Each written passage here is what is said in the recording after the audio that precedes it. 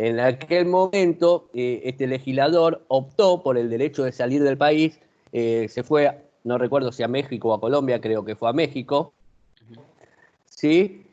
Una vez que se levantó el estado de sitio, esta persona intentó ingresar nuevamente al territorio nacional, entendiendo que levantado la vigencia del estado de sitio, debería haberse levantado la orden de captura que pesaba sobre él, porque la captura era de carácter político. Es así que todavía pesaba esa orden de captura, lo judicializó. Sí, y la Corte fue rotunda en esta situación. Levantadas las causales o superadas las causales que disponían la vigencia del estado de sitio, consecuentemente levantado el estado de sitio, no debe haber ningún tipo de obstrucción en cuanto a la libertad de circulación y de locomoción de los sujetos que estaban por ser aprehendidos o que ya estaban arrestados como causal de esa vigencia de estado de sitio.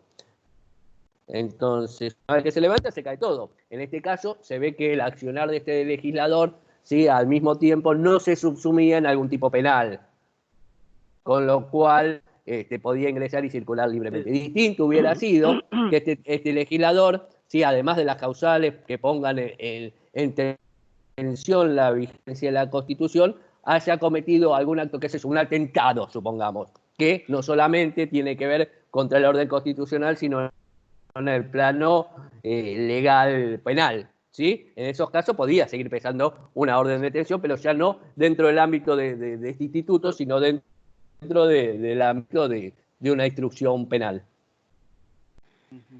A mí me hace ruido que al llegar a poner una situación de riesgo de esa manera, que el Estado tenga que imponer un estado de sitio a toda la ciudadanía, la persona o las personas que lo provoquen. No, a ver, el estado de sitio es en un lugar o sobre varios lugares, ¿sí? Esto nos vamos a la primer parte del articulado. Sí. Después están las atribuciones excepcionales del Ejecutivo. Por eso yo digo, en modo de chiste, faltó un enter ahí, ¿sí? Como Sí. para diferenciar bien, digamos, las atribuciones de uno y el alcance del instituto. Por un lado está el alcance del instituto, que es la suspensión de garantía. Vos podés suspender garantía y no necesariamente el Ejecutivo tiene que salir a hacer uso de estas facultades extraordinarias, ¿sí? Una cosa se podría complementar con la otra, pero pueden también escindirse una cosa de la otra. Bueno, está bien. Ya le digo. Igual es un instituto que hace ruido, sin lugar a Sí, a mí me duda. dice, bueno, hay una persona que llegó a provocar eso y como que digo, y la consecuencia de eso, está bien, es salir del país, sacarlo del país, pero me parece como que no.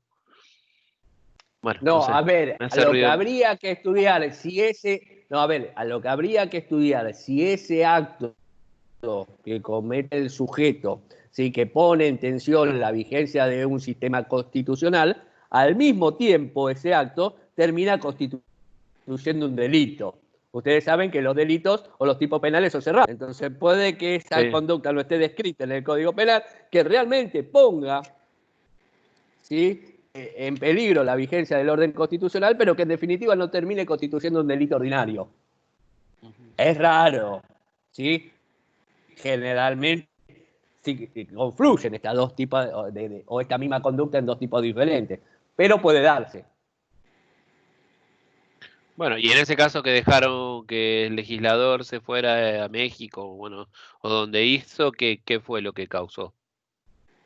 Que provocó. A ver, la verdad no podría con exactitud porque fueron gobiernos de facto en donde por ahí no era directamente, y esto tiene que ver con lo que yo manifestaba, que por ahí no había una relación de causalidad entre lo que invocaban y las personas arrestadas, que lo utilizaban como herramienta política. Sí, puede darse el caso ese, sinceramente los manuales por ahí no profundizan en el tema, o puede ser la mala utilización, como lo ha hecho muchas veces los ejecutivos de gobierno de facto, de invocar una causal y llevar adelante medidas que nada guardan relación con esa causal, bajo ese pretexto, bajo... A ver, por eso tiene que ver esto de la mala prensa o de los que nos genera a nosotros generalmente cuando escuchamos estado de sitio, ¿no? Y habría que por ahí hacer un poquito de revisionismo histórico durante el siglo XX, cuáles fueron los motivos, cuáles fueron las causalidades, si realmente las medidas que se tomaron se ajustaban, ¿sí? A ver, te estoy diciendo que entre el 30 y el 83 estuvimos el 54% de nuestro día bajo el estado de sitio. Es algo, digamos, una herramienta que era excepcional o de carácter excepcional, se terminó siendo una herramienta política cotidiana. De hecho, muchas veces se pensó tanto en reglamentar o legislar en materia de intervención federal como en estado de sitio. Sí, generalmente las respuestas del Congreso fueron que no, porque si son herramientas de carácter excepcionales y extraordinarias, el legislar en esa materia, en reglamentar esa materia, podría cambiar, digamos, esa función de algo extraordinario a algo legal y cotidiano. Sí, ese fue por ahí el espíritu del legislador en cuanto a la falta de reglamentación en estas materias. Bueno, ¿Sí? Clarísimo entonces. Sí, sí. A ver, es discutible, igualmente es muy lindo este tema, aquellos que nos gusta hacer un poquito de revisionismo político histórico y bastante reciente, es un tema que te puedo asegurar que si empezás a leer hasta no terminar el capítulo no lo vas a alargar porque no tiene desperdicio muchas cosas. Y los nombres que van apareciendo, nombres digamos que forman parte de nuestra historia. Sí, sí, sí, seguro. Que podamos estar de acuerdo o no, pero forman parte de la historia. No, tal cual. Mariano, eso es verdad. Y así arrancás. Sí. Le mando por chat el fallo que habíamos comentado con la compañera hace un rato, lo mandé en un chat, no sé, en este no me aparece. Porque se ve que cuando mando dentro de la conferencia, mando un lugar y por fuera del chat en otro. Por si acaso se lo mando por acá también para que lo puedan ver. Perfecto. Bueno, a ver, la idea de estos últimos minutos de clase que nos quedan en el día de hoy es un poquito hablar de una temática que la vamos a tocar porque está en nuestro programa. Por ahí no vamos a profundizar tanto porque lo van a ver en otras materias, seguramente que son materias dedicadas a eso, pero tienen que ver con los derechos de incidencia colectiva o también llamados derechos de tercera generación. Algunos autores los llaman derechos de intereses difusos, que en realidad, cuando hablo de tercera generación, esto ya lo venimos sosteniendo desde el principio de las clases. No quiere decir que los de tercera generación tienen una jerarquía inferior a los de primera o segunda generación, sino más que nada esto de las generaciones en cuanto a derechos constitucionales tienen que ver con las distintas etapas históricas en las cuales fueron recepcionados en nuestro texto constitucional distintos tipos de derechos, entendiendo los de primera generación como aquellos derechos individuales, civiles o políticos, segunda generación, derechos sociales, y tercera generación, la incidencia colectiva, que en definitiva no dejan ser una subespecie de los derechos sociales, ¿no? En definitiva, cuando hablamos de derechos de tercera generación, estamos hablando de derechos que abarcan y cuyos titulares son la sociedad o grupos que conforman esta sociedad de alguna manera. Podemos decir que los derechos de tercera generación son derechos de carácter público y que exceden la esfera del carácter subjetivo de las partes o de los particulares y que pertenecen indistinta o alternativamente a una pluralidad de sujetos que forman parte o que son integrantes de un grupo, de una clase, de una categoría, de un sector social, sin que ninguno de ellos ¿sí? sea un titular exclusivo y siendo varios los beneficiarios. ¿Sí? A ver, si bien, digamos, cada uno van a disponer de esos derechos en forma individual, pero van a gozar de esos derechos por pertenecer al grupo, a la clase, a la categoría o al sector social. ¿Sí? Y que la satisfacción en cuanto al reconocimiento y el ejercicio de esos a uno de esos sujetos que compone el grupo, ¿sí? O ese colectivo, ¿sí? Va al mismo tiempo beneficiar, ¿sí? al resto de los integrantes de esa categoría, de ese grupo, ¿sí? en su integralidad. ¿Sí? Entonces, vamos a ver que acá los titulares de estos derechos de tercera generación los podemos entender en dos niveles.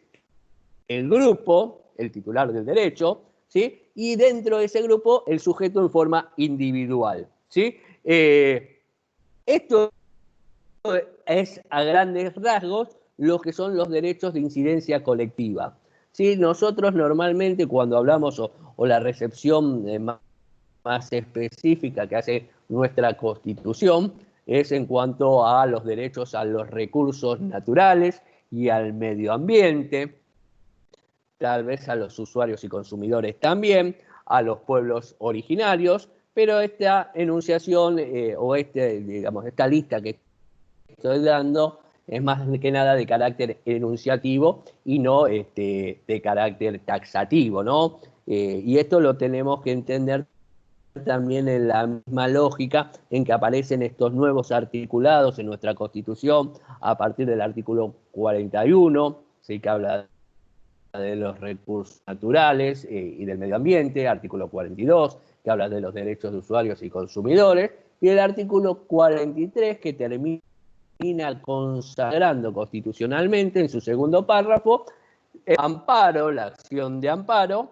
de colectivo que se va a interponer a los efectos de que cualquiera de estos grupos se encuentre vulnerado en cuanto al reconocimiento, ejercicio, habla, bueno, todas las causales que da el artículo 43, ¿sí? Pero ya no a título individual, sino a título de colectivo, a título de categoría, de grupo, segmento social, ¿sí? Entonces, creo que algo hablamos de el amparo colectivo.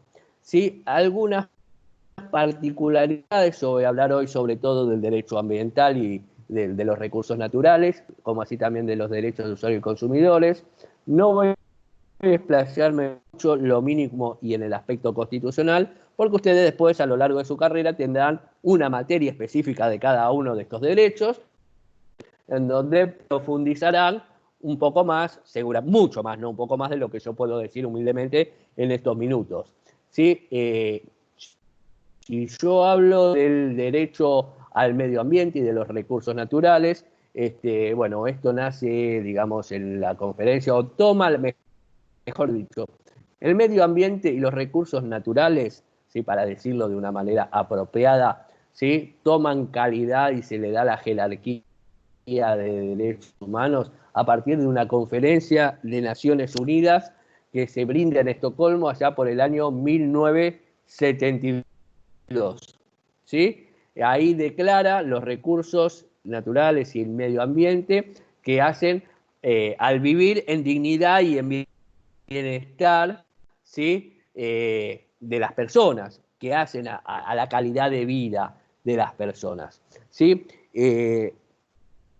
El medio ambiente y los recursos van a estar contemplados en nuestro artículo 41, que después se lo voy a dejar para que lo lean ustedes, y ese artículo 41 va a estar reglamentado por la ley 25675, que es la ley de política ambiental nacional. Para lo cual vamos a hablar de algunas categorías en cuanto a reglamentación de derechos. Sepamos que el Estado federal o Estado nacional lo que va a dictar mediante esta ley, o lo que dicta mediante la ley de política ambiental a nivel nacional, es una ley marco, en donde va a marcar y va a reglamentar, ¿sí? En un sentido macro, ¿sí? Algunas pautas generales, ¿sí? Para todo el territorio de la nación, pero que esta legislación luego va a tener que ser complementada, ¿sí? ¿Se acuerdan cuando hablamos de competencias? Sí, que hablamos de subsidiarias, de complementarias. Esta es una competencia complementaria porque va a tener que tener la complementación de leyes que regulen en esa materia, pero leyes provinciales. Porque hay una particularidad con los derechos al medio ambiente, ¿sí? Que muchas veces el daño se genera en algún lado, pero repercute en otro lado. Generalmente, casi en su integridad, los derechos de incidencia colectiva o de intereses difusos, llamémoslo como quieran, ¿sí? No aceptan límites territoriales, ¿sí? No admiten, digamos, territorialidad. ¿Por qué? Porque el daño, como ustedes habrán percibido muchas veces, puede que suceda en un territorio y que sus efectos se produzcan en otro. Como por ejemplo, hemos padecido muchas veces de distintas, digamos, consecuencias como producto de la erupción de algunos volcanes en Chile, que las cenizas vienen para este lado. Entonces, acá hay que, digamos, o mismo que sucede en una provincia y pase a otra provincia, entonces cada provincia reglamentará esos, digamos, esos derechos al medio ambiente y a los recursos naturales de acuerdo a la problemática zonal, a la problemática geográfica, en cuanto digamos, a los distintos recursos que tenga, inclusive, ¿sí? En pos de proteger más el tema de aquellos recursos, ¿sí? Del medio ambiente, entendiendo que recursos y medio ambiente están directamente relacionados, ¿sí? Porque lo que tendríamos que preguntarnos en estos casos, ¿qué son los recursos naturales? Para lo cual, digo, los recursos naturales son aquellos bienes que vienen de la naturaleza, ¿sí? Y que no son transformados por el hombre, ¿estamos de acuerdo? Pero también el avance, la industrialización, ¿sí? Y todo tipo de avance que como sociedad tengamos es a consecuencia de la transformación de esos recursos naturales. Con lo cual entramos acá en algún tipo de colisión o de choques en cuanto a algunos derechos de los cuales somos titulares, como por ejemplo ejercer la industria lícita y al mismo momento sostener y mantener aquellos recursos con la menor contaminación posible.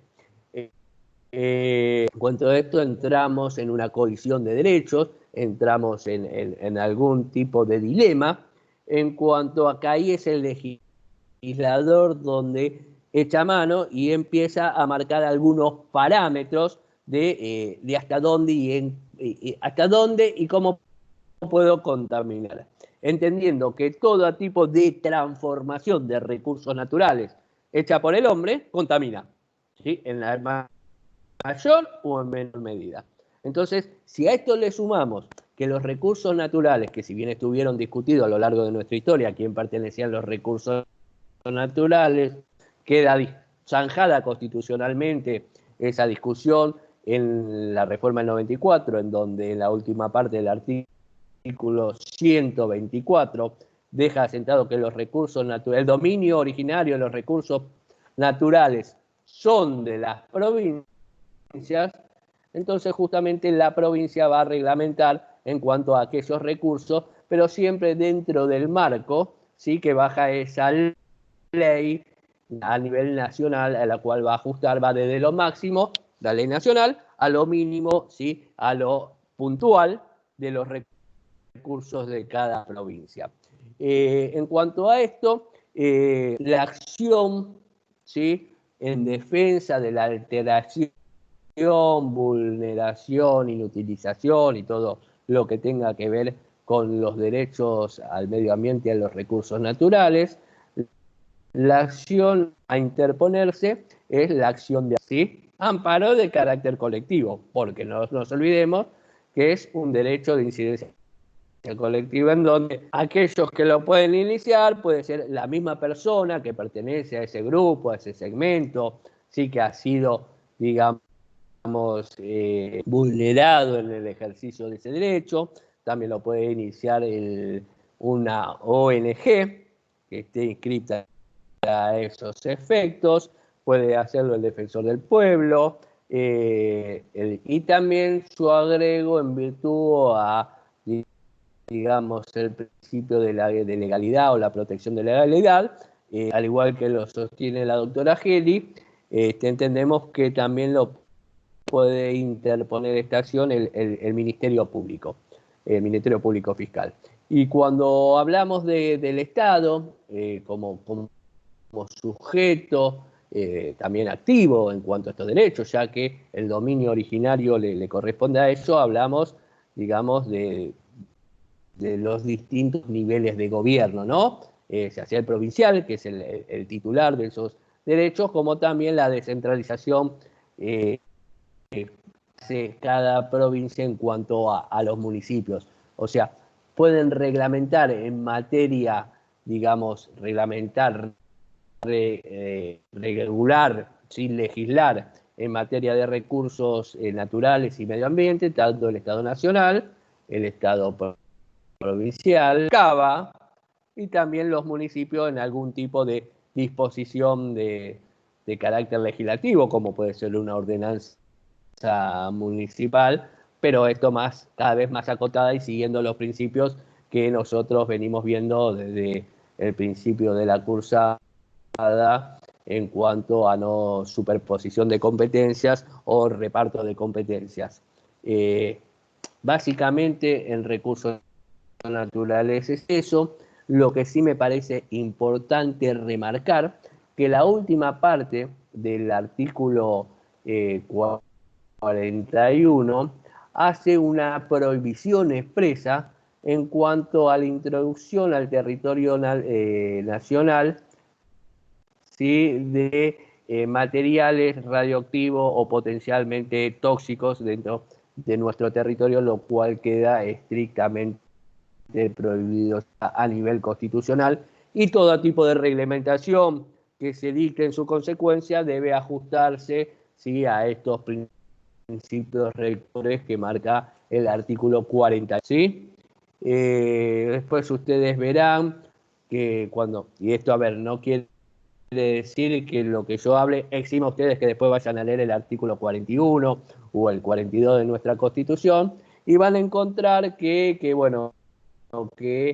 la utilización de los recursos naturales y del medio ambiente apuntan al desarrollo humano, ¿sí?, pero un desarrollo de manera sustentable.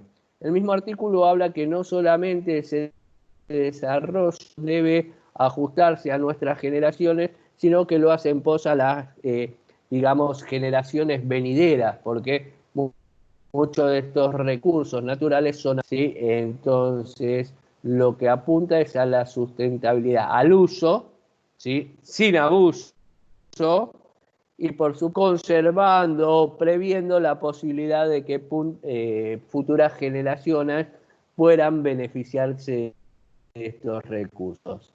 ¿Sí? Esto apunta a un crecimiento económico, porque también la transformación de los recursos significa crecimiento económico para el Estado, ¿sí?, a un desarrollo de las personas. Entonces, y también fomentar la actividad productiva siempre y cuando sea sustentable en cuanto a recursos. Después vamos a ver también que hay algunos deberes del Estado en cuanto a prestar información, capacitación a todo nivel, ¿sí?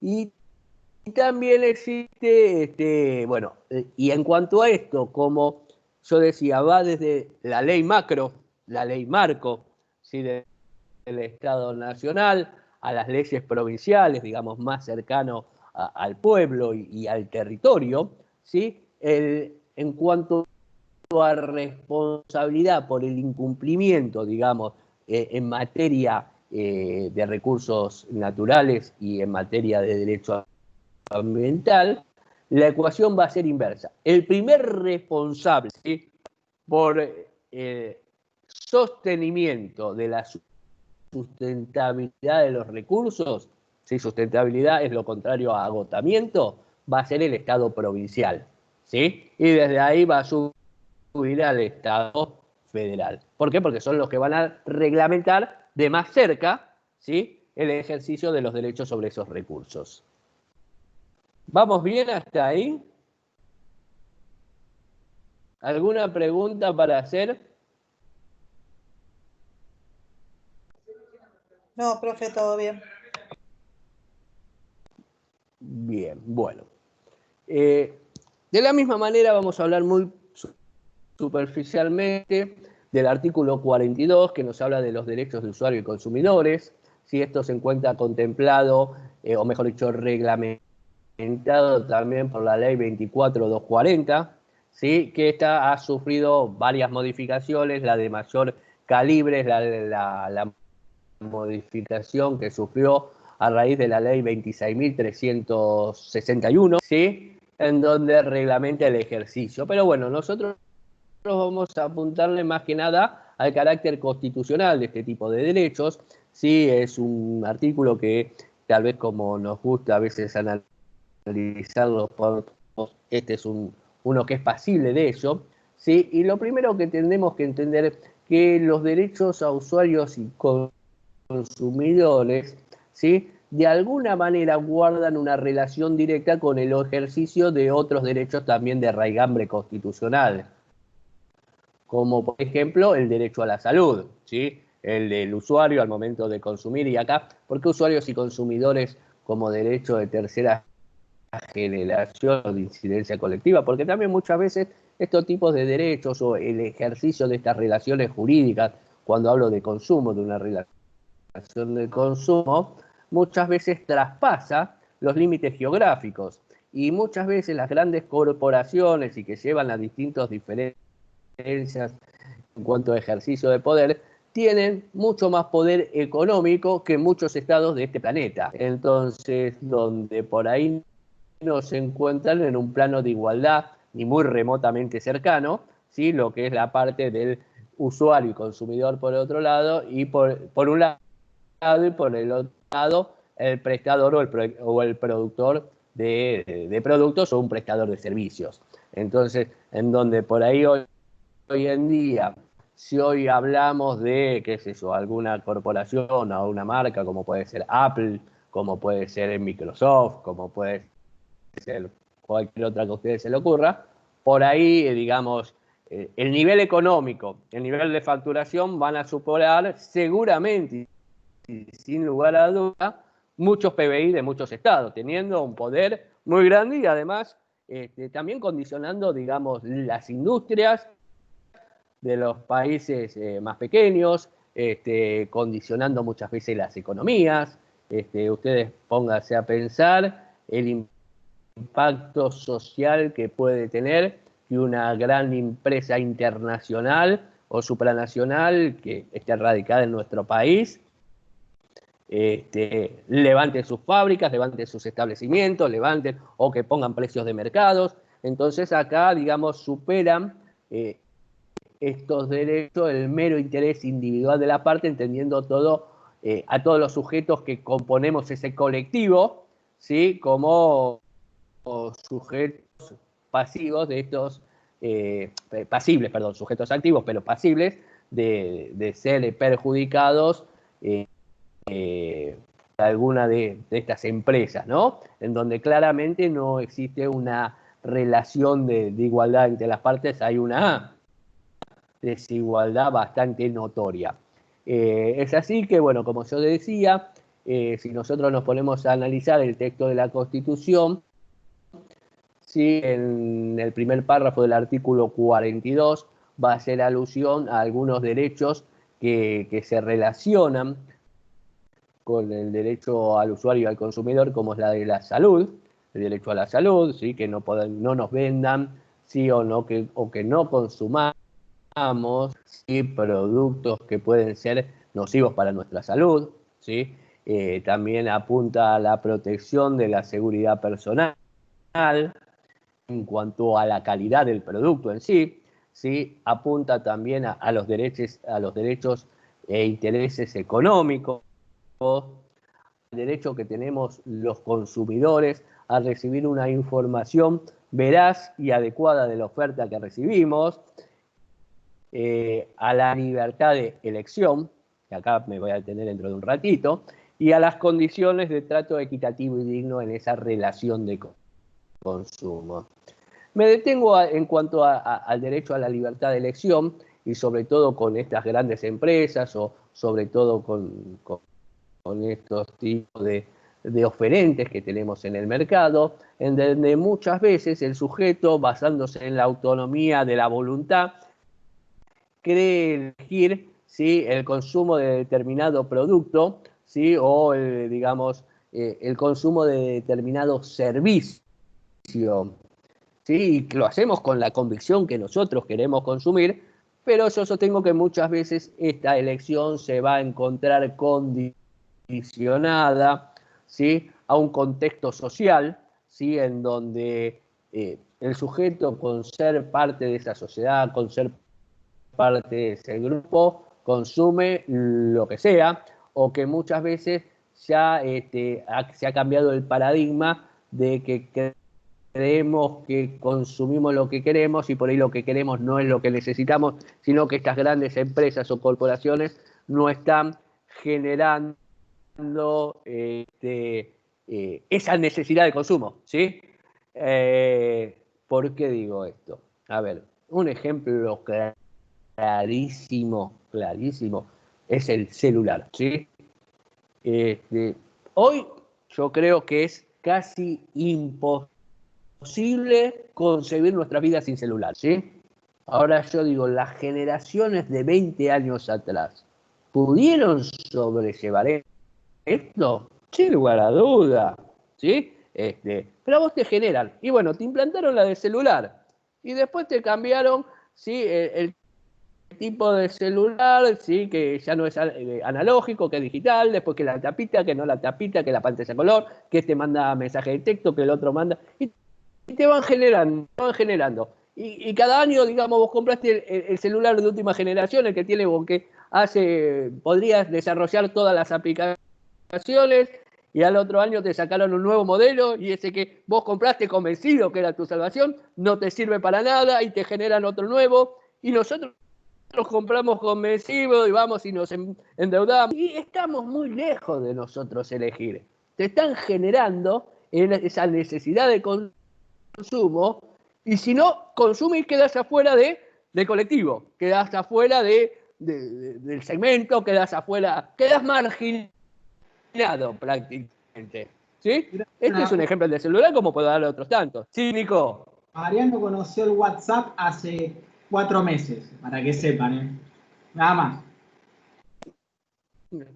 Es cierto, yo resisto a todos estos tipos de medios tecnológicos, no solo que conocí el WhatsApp, lo conocía, ¿sí? No tenía WhatsApp, no quería tener WhatsApp, no tengo, digamos, redes sociales, y estas son todas cuestiones que, digamos, te van generando y que nosotros pensamos que elegimos libremente. Entonces, dentro de esta cuestión, lo que intenta reglamentar estos tipos de normas, que aquellos, digamos, que están en una situación dominante, si quieren verse así, no abusen de esa situación dominante. Intenta equiparar esas diferencias estructurales, si quieren verlas, esas diferencias de colectivos, ¿sí? Que hay entre usuarios y consumidores. También nosotros vamos a ver en el segundo párrafo, ¿sí? Que el constituyente impone una serie de obligaciones al Estado, ¿sí? Obligaciones como prestar educación para el consumo, es obligación, ¿sí? La defensa de la competencia en el mercado, o sea, esto es que no existan monopolios, o si hay monopolios que son necesarios, que sean los mínimos, y si existen esos monopolios, que haya un control estatal sobre esos monopolios, ¿sí? Un control también de calidad y eficacia, eficacia y eficiencia en los servicios públicos, por ejemplo, ¿sí? Formación en cuanto a participación de asociaciones de consumidores y usuarios mediante la creación de distintos entes de contralor. Ustedes saben que hay entes que regulan los servicios públicos y esos entes deben tener una participación tripartita en cuanto al Estado,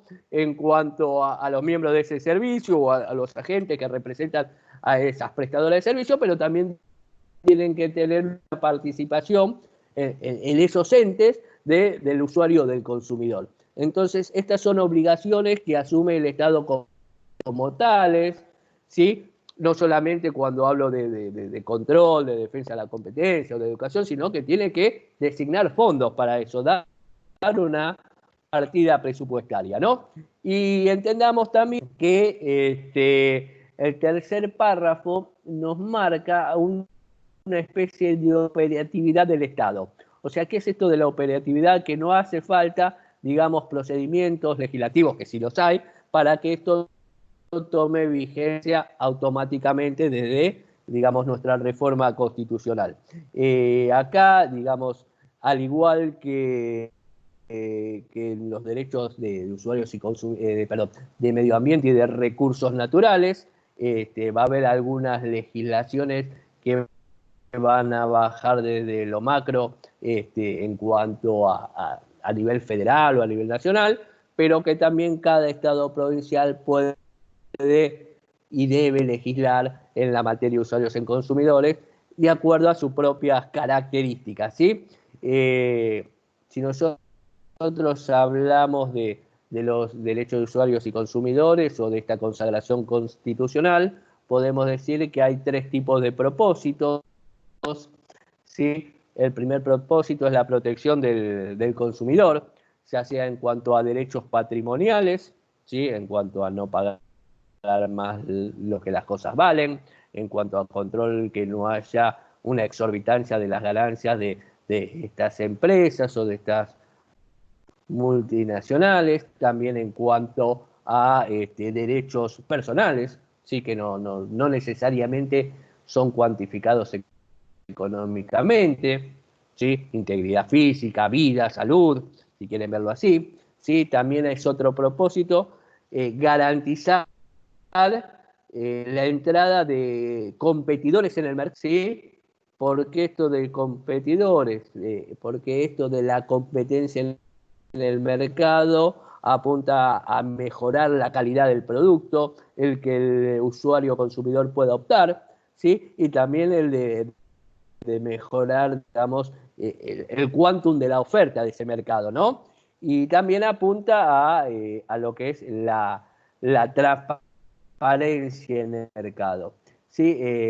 Cuando nosotros hablamos de la ley, de la ley que reglamenta los derechos de usuario y de los consumidores, esta ley va en consonancia con la ley 25.126, que es la ley de defensa de la competencia, ¿sí? Que justamente apunta y complementa la idea de los usuarios y consumidores, ¿sí? En cuanto, bueno, lo mismo de la acción a promover ante la turbación de este tipo de derechos es también el amparo colectivo, ¿sí? Acordémonos que el amparo colectivo, quienes lo pueden interponer, por ahí tiene una legitimación un poco más amplia que el amparo tradicional, y que los efectos del amparo colectivo es intentar recomponer los daños causados en la medida de lo posible, ¿sí? Pero, digamos, no va a tener un efecto directo a cada uno de los colectivos o de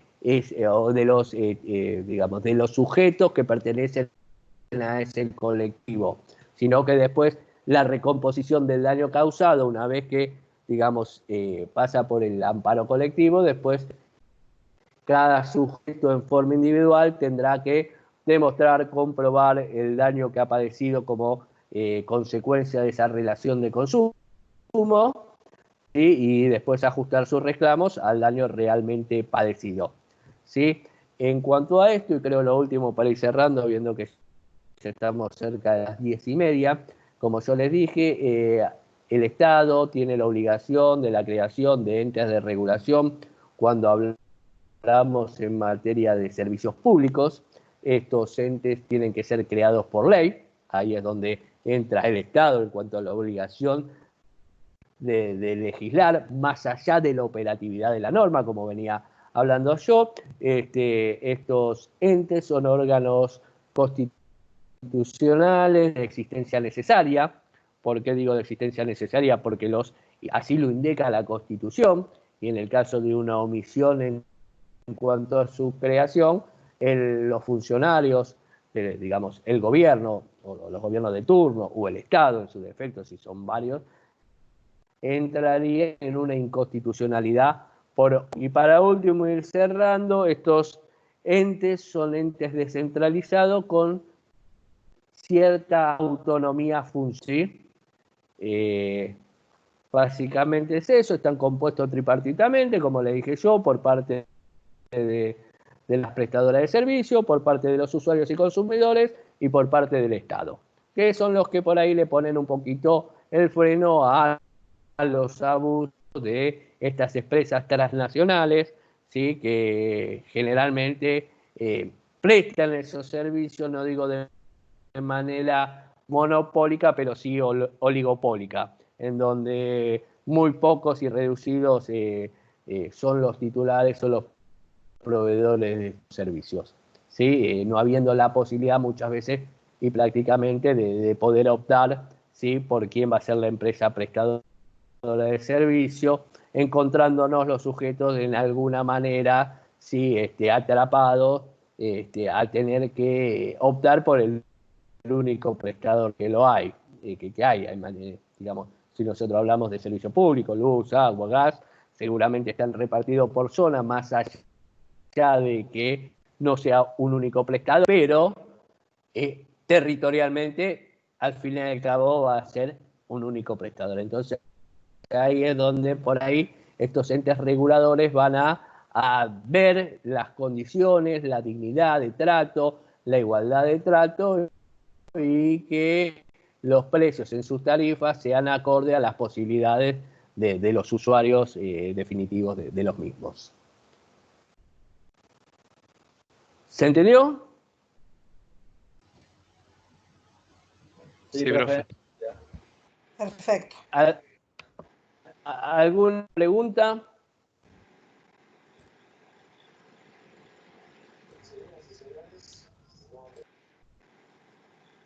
Bueno, a ver, si no hay pregunta, insisto con esto, por favor lean el artículo 41 y 42.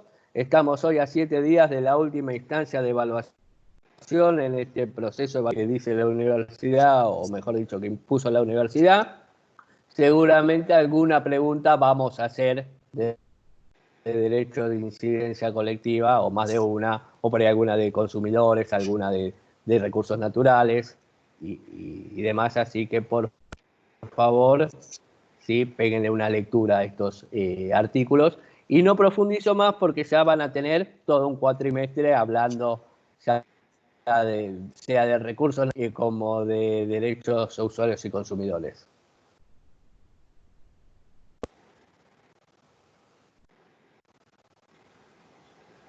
Bien, bien. Si no hay preguntas, observaciones.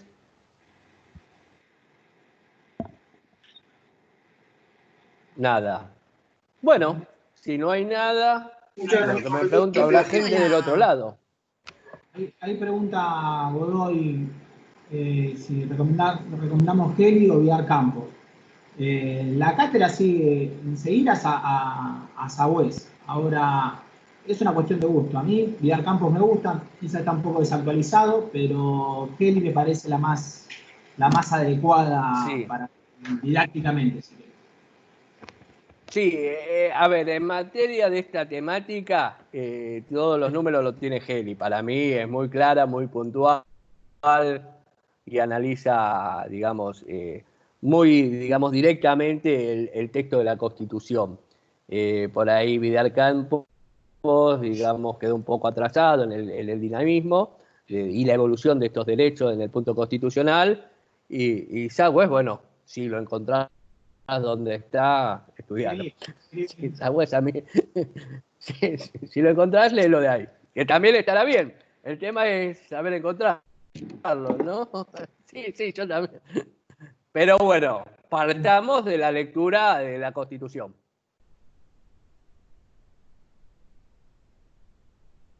¿Estamos? Sí, gracias, profe. Lo último, Bueno, creo que sí. Diego había preguntado por la clase de Derechos Políticos y se mandó ahí, chequé en las mensajerías está.